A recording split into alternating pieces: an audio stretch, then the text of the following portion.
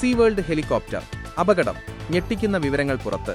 Brisbane, ഓസ്ട്രേലിയയിലെ gold കോസ്റ്റിലുണ്ടായ സീവേൾഡ് helicopter അപകടത്തെക്കുറിച്ചുള്ള അന്വേഷണത്തിൽ നിർണായക വിവരങ്ങൾ പുറത്ത്. 2023-ൽ 4 പേരുടെ മരണത്തിനിടയാക്കിയ ദുരന്തത്തിന് ദിവസങ്ങൾക്ക് മുൻപും സമാനമായ രീതിയിൽ ഹെലികോപ്റ്ററുകൾ കൂട്ടിയിടിയുടെ വക്കിലെത്തിയിരുന്നുവെന്നാണ് അന്വേഷണ ഉദ്യോഗസ്ഥർ കോടതിയെ അറിയിച്ചത്.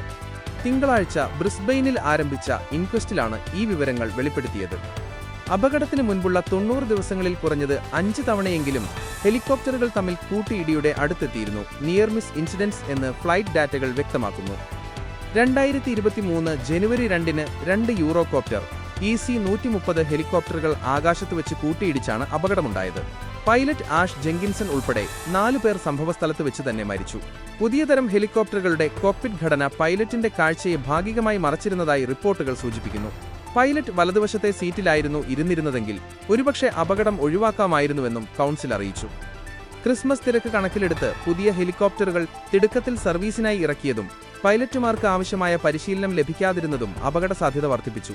ഇത്തരം ദുരന്തങ്ങൾ ഭാവിയിൽ ആവർത്തിക്കാതിരിക്കാനുള്ള നടപടികൾ സ്വീകരിക്കുക എന്ന ലക്ഷ്യത്തോടെയാണ് 2 ആഴ്ച നീണ്ടുനിൽക്കുന്ന വിചാരണ നടക്കുന്നത്.